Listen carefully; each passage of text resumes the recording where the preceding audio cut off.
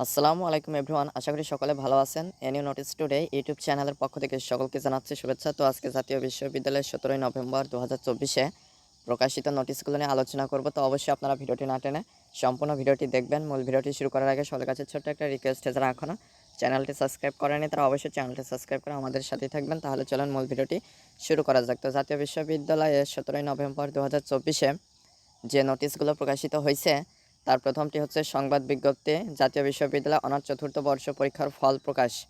তো যারা 2022 সালে অনার্স চতুর্থ বর্ষের পরীক্ষা দিয়েছেন তাদের রেজাল্ট কিন্তু অলরেডি প্রকাশিত হয়ে গিয়েছে। তো একটু পরেই আমি আপনাদেরকে কিভাবে রেজাল্টটা দেখবেন সেই পদ্ধতিটা দেখিয়ে দেবো। তো অবশ্যই আপনারা চ্যানেলটি সাবস্ক্রাইব করে পরবর্তী ভিডিওর জন্য ওয়েট করবেন।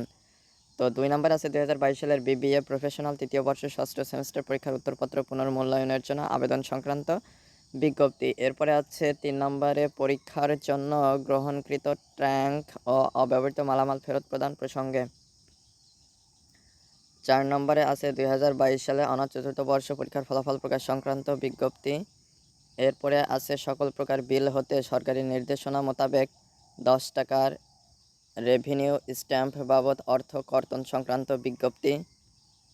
এরপরে নভেম্বর 16 2024-এর নোটিশগুলো রয়েছে। তো নভেম্বর 17 2024-এ যে নোটিশগুলো প্রকাশিত হয়েছে এর মধ্যে থেকে যেটা আপনাদের জন্য গুরুত্বপূর্ণ আপনারা বিস্তারিত দেখে নিতে পারেন। বিস্তারিত দেখতে না পারলে সেটা কমেন্ট করে জানাতে পারেন, তাহলে সেটা নিয়ে বিস্তারিত ভিডিও তৈরি করে আপলোড করে দিলে আপনারা বিস্তারিত বুঝতে পারবেন। তো আজকে এ পর্যন্তই, পরবর্তী ভিডিওতে কথা হবে। ধন্যবাদ সবাইকে।